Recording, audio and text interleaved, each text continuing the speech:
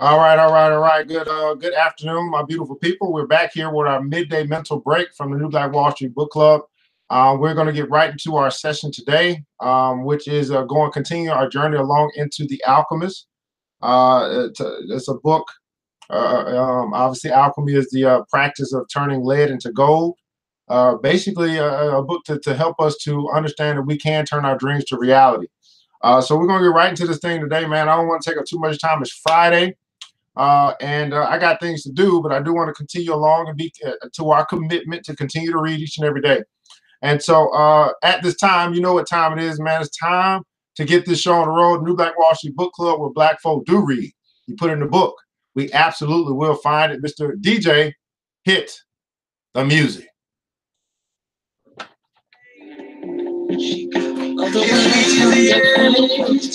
Oh, wait a second. Change your world. You can change your heart. You can change your mind. You can change your life. You can change your world. All right, my beautiful people, man. Thanks so much for joining us here on this Friday for another edition of the New Black Wall Street Book Club, where Black folk do read. You put in a book we absolutely will find in Reading Rainbow 2.0, and we're continuing in our journey into The Alchemist. It's a book, again, as recommended by Mr. Will Smith, Oprah Winfrey as well. And this is really, this is my time just to share with you guys things that I did when I was sick and tired of being sick and tired, when I was ready to leave that workforce and that Fortune 500 company. I had to make a decision. I was going to do something different, different than what everybody else was doing. What was everybody else doing? Watching TV, complaining about the world.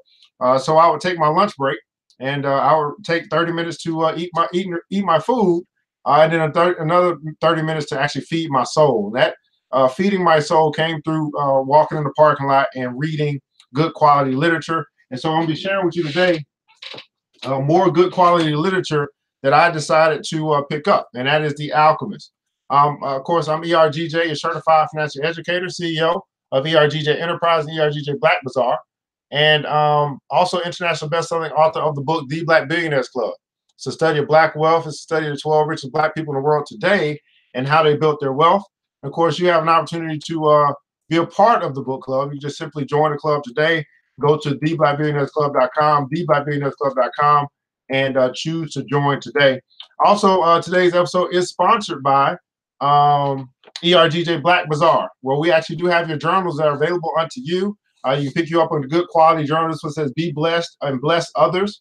Of course, what do successful people do? Number one, they read. They read good quality books. That's what they do. And then also they write down their visions, their goals, and things that they want to accomplish. So you get both of those things right here. You pick up we're going to go through the reading, but you can also go to www.ergjblackbazaar.com, www.ergjblackbazaar. Skim through our journals. We got a few left. You can pick one up, and then now you have a place to capture your ideas, write down your goals, get them out of your head onto paper, and then you can start putting together a plan to execute,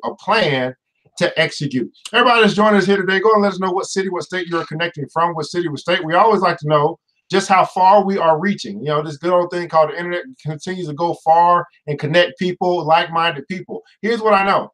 I was thinking about this earlier today, and how as we go through transition, as we start to find new things that are of interest, it typically shows up on our timeline. If you just scroll through your timeline today, scroll through who you're following, maybe on Facebook, you're on Instagram, you're on YouTube, look and see what has captured your interest. And then ask yourself, well, with what has captured my interest is what I have been interested in helping me to get to where I want to go. I'm telling you, this year in 2019, we must be intentional about who we follow and what we watch. Let me say that again. We must be intentional about who we follow and what we watch. And I've been noticing something. I've been like, oh, that ain't a part of my future. Let me go ahead and unfollow that. Oh, that ain't a part of where I'm going. Okay, let me unfollow that. I'm telling you, it's so easy to get distracted by things that have nothing to do with where you're heading in life. but yet we continue to expose ourselves to them, and we find ourselves not moving as efficiently or as fast as we like to go. Be careful about who you follow and what you watch. Now, we're going to continue along on our journey into the Alchemist. I'll give you a quick recap of where we are in the story. It's about a little boy named Santiago, who is on a journey. Everybody put in comments on journey, because you and I, we are on a journey as well. Now, Santiago is a shepherd boy who has sheep with him, and he as he is journeying along, he starts to meet some very interesting people who tell him they can help him to find his treasure. He had a dream about a treasure, but he didn't know how to find it, and so God sent messengers his way. How many guys have had messengers come your way and validate and confirm what you have been shown in your visions or your dream? So Santiago, now he met a gypsy lady. And the gypsy woman told him, hey, if you give me 1/10 of the treasure that you find, then I'll tell you where to find your treasure. He decided to do that. She told him, hey, go to the Great Pyramids in Egypt. That's where you'll find your treasure. So he said, okay. He said, okay. So now he's made one commitment. Then he met a man, an old man named Melchizedek, who's the king of Salem, or the king of peace. And same thing. He said, hey, I'm trying to find my treasure. Well, actually, the old man told him he can help him find his treasure. And he said, well, in order for me to do that, you're going to have to give up 1/10 of all that you own right now, which was his flock. That's all that he owned. He had to contemplate on that for a second. He said, I'm already giving up 1/10 of my treasure, which I don't own. Now I got to give up 1/10 of what I do own. He decided to do that. And the old man told him, well, you can find your treasure in the Great Pyramids in Egypt. So now he's on his way to Egypt. He gets to Africa. And while he's in Africa, the first person he meets is a friend who speaks his language. Well, this friend ended up stealing all that he had left. Okay, so now he's in Africa and he's broke, and he probably feels embarrassed that he was naive enough to let someone steal all that he owned. But he had a new revelation. He said, man, I'm in a new place. I'm on a journey. He had to make a decision whether he was going to look at himself as a poor victim, or if he was going to look at himself as an adventurer who is in search of his treasure. So that's the same thing, you and I. It's all about perspective. How you perceive your life to be is your reality. That's the lesson that we learn. How I perceive my life to be is my reality. If you look at yourself as a victim, you're a victim. If you look at yourself as an adventurer, you're an adventurer. My question to you today, are you a victim or are you an adventurer? And so now he continues along. He got a little spurt of energy. He said, I'm an adventurer. This is what I do. I've been doing it for a while with my sheep going all over places I didn't know. I'm going to keep doing it. But now he just don't have a sheep to keep him comfortable. So he meets a merchant at the top of a hill. And he decides he's going to do something, give something, and he actually gets something in return. So he helps the merchant. He tells the merchant, he cleans the glass. And after cleaning the glass, they got more customers in the store. So he was a good omen to the merchant. And then along as he's been connecting with the merchant, he's been giving him good ideas on what he can do to actually increase business. But here's the interesting thing. The merchant is stuck in his ways. And the reason why the merchant hasn't had the success that he envisioned when he was younger is because he has self-limiting beliefs. And so every time he would come up with a new idea, the merchant would be like, nah, I don't want to do that, because now my business is going to grow. And if my business grows, then I'm going to have to change, because he's going to have to grow with his business. How many guys know, for those that are own businesses or got dreams, that if you want your thing that you have to grow, you got to grow. If you want things in your life to grow, you got to grow. If you want things in your life to change, you got to change. But the merchant was unwilling to change. And that was the main reason why his business was not developing. It wasn't growing. It wasn't expanding, because he was unwilling to change. Therefore, the things that he was connected to wasn't changing. But guess what? The old merchant was okay with that. And I want you to understand that you're going to come across people in your life who are going to be unwilling to change. These people are not going to be able to go where you are going because they are unwilling to change. And guess what? You and I, we have to be okay with that. Everybody put in the comments, so I'm okay with that. You and I have to be okay with that. It hurts. It's like, how in the world are we looking at them crazy? Like, what are you talking about? But at the end of the day, you and I have to be okay with that. See, this broadcast that's going on right now, there's plenty of people who probably should be on here, but they just choose not to. And guess what? I got to be okay with that. Right? I can try my best to help as many people as possible, but certain people, most people simply don't want to change. And guess what? I have to be okay with that. Okay? Let's pick up where we left off at in The Alchemist. So the latter part is the old merchant who he was now working for was starting to have an effect on the boy. He was starting to he was having a bigger influence on the boy's psyche than the boy was having on him. And it was interesting because he was like a Debbie Downer. You know, the boy come up with these ideas, he say no. He tells the boy he ain't gonna be able to fulfill his dream. He tells him that because he's not fulfilling his own dream. It's kind of crazy. But this is what happens in normal day-to-day discussions. The Alchemist by Mr. Paulo Coelho, as we continue. The boy, Santiago, went to his room and packed his belongings. They filled 3 sacks. As he was leaving, he saw in the corner room his old shepherd's pouch. It was bunched up, and he had hardly thought of it for a long time. Now, the shepherd's pouch had in it these 2 stones, which the old man told him, the king of peace told him, whenever you run into some issues, come and ask a clear question and get answers from these stones. He hadn't used it in a long time.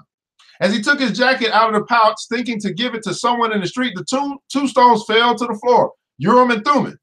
It made the boy think of the old king, and it startled him to realize how long it had been since he had thought of him. For nearly a year, he had been working incessantly, thinking only of putting aside enough money so that he could return to Spain with pride. Now think about this for a second. How many of you have gotten so bogged down, so encumbered with your work that you have forgotten your dream? Uh-oh. You've become so engulfed in that job, so engulfed in your work that you have forgotten your dream. Now notice this. He had been thinking all this time for the past year of saving up enough money to go back. Not to go forward. He wasn't saving up the money so he could go forward to find his treasure as he was an adventurer before he met the merchant. He was saving up money to go back to Spain. Never stop dreaming. Everybody putting that in comments below. Never stop dreaming. The old king had said, follow the omens. The boy picked up Urim and Thummim, and once again he had a strange sensation that the old king was nearby. God was with him, and God is with you. God is with me. He had worked hard for a year, and the omens were that it was time to go.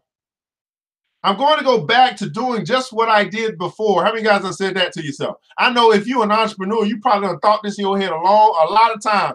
Man, it's a bad month. Maybe I just need to go back to doing what I used to do. Maybe I need to go back to being in the streets. Maybe I need to go back to stripping in the club. Maybe I need to go back.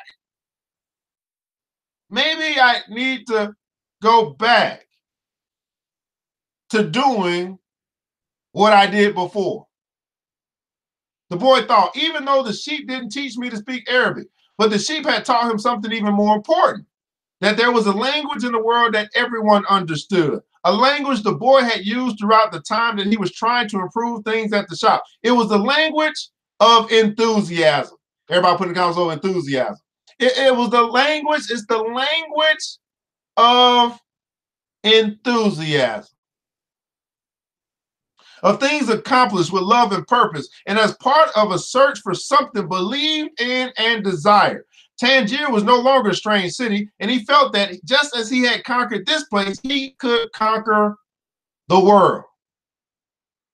Just as he has conquered this place, he could conquer the world. When you want something, all the universe conspires to help you to achieve it. Now, this passage, this sentence has been said over and over again in this book. When you want something bad enough, when you want something, all the universe conspires to help you to achieve it. How many guys have found that to be true? That as you have set your desires, said, this is what I want, this is where I'm going, and you start moving in that direction some way, somehow, by either planning it out, taking a few steps, making a few calls, whatever it is, you start to realize that things begin to shape up in your favor. And doors begin to open because you simply believe, you simply had a desire, and you believe in that desire, and you start making steps towards that desire. People you ain't talked to in a while start to give you a call, say, I was just thinking about you. Maybe you want to come down and chop it up. Places that you haven't been in quite some time begin to give you favor. The whole world, and when you want something, the whole world, all the universe conspires to help you to achieve it. Man, how many guys know? I mean, I don't know about you, but I mean, the whole world is on my side once I decide what I want. The whole world is going to get behind me to help me once I decide what I want. Not what my mama want, not what my daddy want, not what my best friend want, not what my boss want, but what I want. But the old king hadn't said anything about being robbed or about endless deserts or about people who don't know what their dreams are, but who know what their dreams are, but don't want to realize them. The old king hadn't told him that the pyramids was just a pile of stones or that anyone could build one in his backyard. And he had forgotten to mention that when you have enough money to buy a flock larger than the one you had before, you should buy it. The boy picked up his pouch and put it put it with his other things. He went down the stairs and found the merchant waiting on a foreign couple with two other customers walked about the shop drinking tea from crystal glasses. It was more activity than usual for this time of the morning. From where he stood, he saw for the first time that the old merchant's hair was very much like the hair of the old king. He remembered the smile of the candy seller on his first day in Tangier when he had nothing to eat and nowhere to go. That smile had also been like the old king's smile. It's almost as if he had been here and left his mark, he thought. And yet none of these people has ever met the old king. On the other hand, he said that he had always appeared to help those who were trying to realize their personal legend.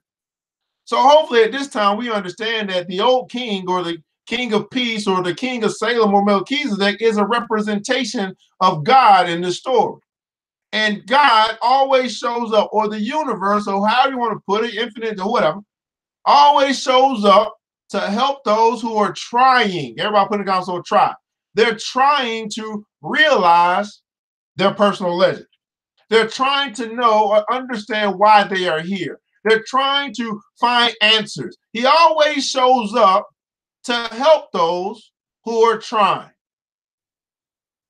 Now, I don't know about you, but I know quite a few people who simply aren't trying. No. They wake up every day not trying. No, they're not trying. They wake up every day not trying. What about you?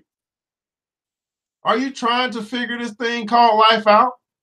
Are you trying to understand your purpose, your mission? Are you trying to know your personal legend? Again, like and share this, please. Like and share, like and share. He left without saying goodbye to the crystal merchant. He didn't want to cry with the other people there. He was going to miss the place and all the good things he had learned. He was more confident in himself, he felt as though he could conquer the world. So now he's got some confidence. Now he's built back up now that he done got back to the omens, he got a little bit of confidence. And now he's like, man, I can conquer the world. So he's getting back his spirit of conquer, his spirit of accomplishment. He's beginning to develop his spirit, or the language of enthusiasm.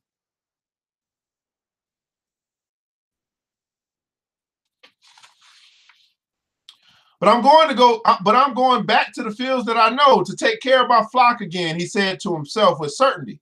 But he was no longer happy with his decision.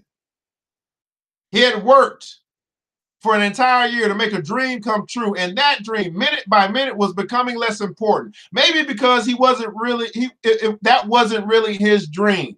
Uh-oh. Let me read that again. He had worked for a whole year. You have worked for 5 years, 10 years, 15 years, 20 years to make a dream come true, and that dream, minute by minute, was becoming less important. Maybe because that wasn't really your dream. Is it possible that you've been working hard to build someone else's dream and you haven't been working hard enough to build your dream? Let me ask that again for the people in the back. I don't think they heard me back there. Is it possible that you've been working hard and you've been working long to build someone else's dream, yet you have not been working hard enough to build your dream?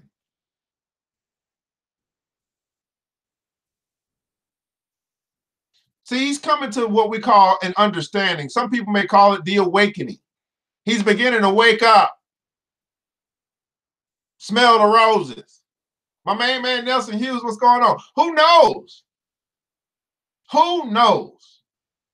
Maybe it's better to be like the crystal merchant, never go to Mecca, and just go through life wanting to do so, he thought, again, trying to convince himself. But as he held Urim and Thummim in his hand, they had transmitted to him the strength and will of the old king. By coincidence, or maybe it was an omen, the boy thought he came to the bar he had entered on the first day there. The thief wasn't there, and the owner brought him a cup of tea.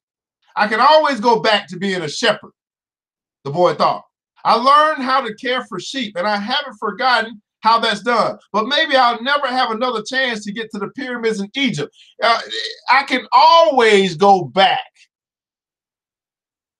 to what I used to do. I can always go back to my old ways. I can always go back. But I might not have another chance in my lifetime to find my treasure. I can always go back. See, even as an entrepreneur, I realized I can always go back.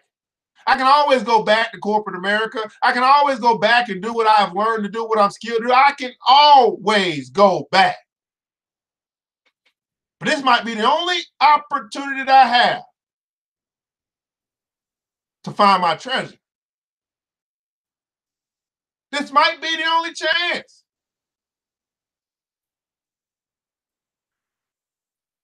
The old man wore a breastplate of gold, and he knew about my past. He really was a king, a wise king.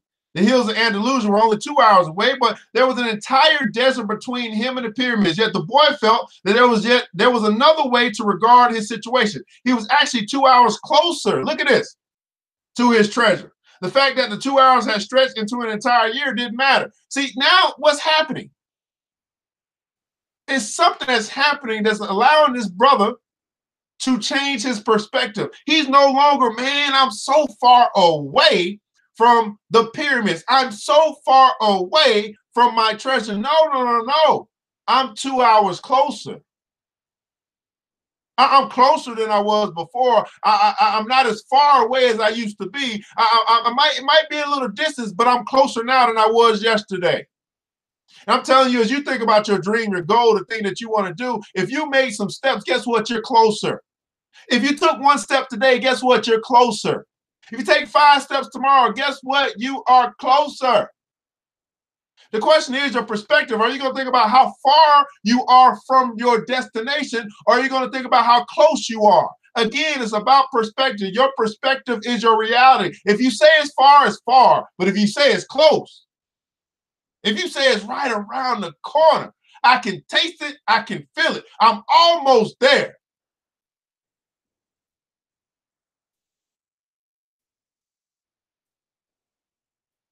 I'm almost there. What a change. What a difference the vocabulary that we use makes. What a difference. Our perspective on our life, what a difference that makes. That gives us either fuels us or it drains us. It either fuels us because what? The power of life and death is in the tongue. When I think of it as being so far away, that is there's some death to that's depriving me. But I think about how close I am. Oh, same distance, different perspective. Oh, let me say that again. It's the same distance, but it's a different perspective. Far or close.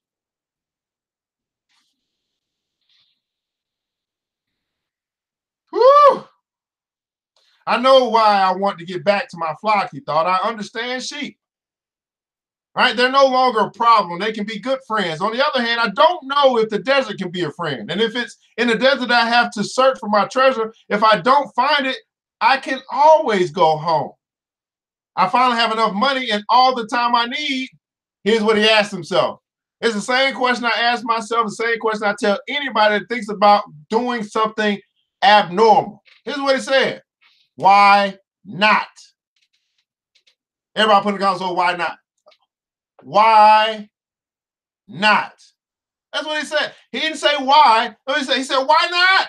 Why not go after this? Why not make the trek? Why not travel? Why not go on this adventure to find my treasure? Why not? I got all the time in the world. I got a little money in my pocket. I can always go back home. Ain't nothing stopping me from going back home, but why not go forward? Why not? He suddenly felt tremendously happy. Oh, suddenly. I like that word too. Everybody put that comment. Suddenly, he started feeling good. Suddenly, he was happy. Suddenly, he had a smile on his face. Suddenly. And this all came from him thinking about what he was thinking about, changing his perspective. Now he started feeling good about his journey. You and I may need to think about what we're thinking about. You and I may need to change our perspective just a little bit. Suddenly, he was happy. Now notice, he ain't went nowhere. He probably sitting on a rock somewhere. He ain't moved 1 inch. He's taking control of his mind. And suddenly, he's happy. He could always go back to being a shepherd. He could always become a crystal salesman again. Maybe the world had other hidden treasures, but he had a dream.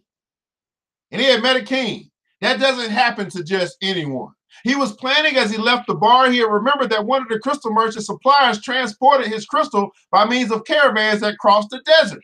He held Urim and Thummim in his hand. Because of those 2 stones, he was once again on the way to his treasure. I'm always nearby when someone wants to realize their personal legend, said the old king. I'm always nearby when someone wants to realize their personal legend, said the God himself. I'm always nearby those who are willing to try. What could it cost to go over to the supplier's warehouse and find out if the pyramids were really that far away? So Santiago is now in a position where he's actually looking for solutions.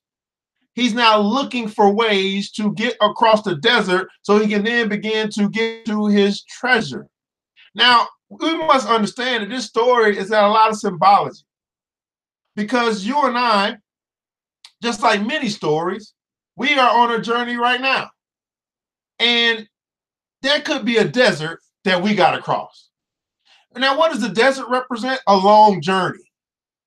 We don't know if it's 2 days or two weeks or 2 years or 2 decades. We don't know. But we do know that it's a journey for us to take. And this journey, for whatever journey that is for you, having the right perspective about the journey itself can keep you happy, can keep you looking forward to the next day, can keep joy in your life? Do you have the right perspective when it comes to your journey? And are you trying to realize your personal legend? Well, guys, this is New Black Wall Street Book Club, where I'm just sharing with you guys some things that's been personal for me. This is a book that I read when I was, sick and tired of being sick and tired of that boss. And this book helped me to change the way that I think so I could change my life. It helped me to take control of my mind so I can take control of my life. And eventually, I fired my boss. And so I said, well, I want to be of useful service to my people, because a lot of us talk about this stuff, but are you doing things that's going to help you to take control? And so as I studied and I learned about wealthy people and successful people, they talked about all these books that they recommended people read. And 95% of the people simply won't get the book. Well, we're not going to do that in the Black Wall Street Book Club. You can join us and be a part of the journey as we continue to go through great literature that's going to help us to take control of our minds so we can then take control of our life or our journey or our personal legend. Simply go to theblackbillionairesclub.com, theblackbillionairesclub.com, and join the club today. My question to you, for those that are still here, what is your takeaway from what has been shared today? Of course, whenever we go live, we just want to make sure that it's been of useful service, that you've got something out of it. In other words, was this worth your time and why? Comments below, let us know what valuable nugget, what valuable seed was deposited into your soul today, as we are not only we are feeding our soul with good literature. While you guys are doing that, I know I talk fast and you're tight. Just want to remind you again, you can join the Black Billionaires Club by going to theblackbillionairesclub.com. You can find that stuff in the description. Also, you can pick up your journals at ERGJ Black Bazaar, our sponsor for today. You want to pick up a journal, please go there and do that as well. And make sure you follow us on Facebook, Instagram, YouTube, and then also our new podcast, which you can find also at MBWS, whatever podcast platform you may be using. Those likes, those shares, those subscriptions, those follows, they make a difference because it all adds up. You may not be contributing any monetary value to what we're doing and what we're trying to do for our community, but you can become valuable just by a click of a button, because then we can then present the network to other places and we get other places to pay for your spot. You got to understand, it's called leveraging your network. So we want to make sure we're able to build this up, and we need your help to do that so we can make the biggest impact that we can for our community. Okay? So do that for me. Hey guys, this is ERGJ, Certified Financial Educator, CEO of ERGJ Enterprises and ERGJ Black Bazaar. I want you to remember this, that it takes a village, and it starts with us. Let's build as we climb together. We all we got, people. But guess what? That's enough. Now, I pray to God preserve each and every one of you, that we'll be able to meet again on Monday. We'll continue along on Monday for The Alchemist, our midday mental break, weekdays at 1 o'clock. Until then, have a good weekend. You know what time it is. Mr. DJ, hit the music.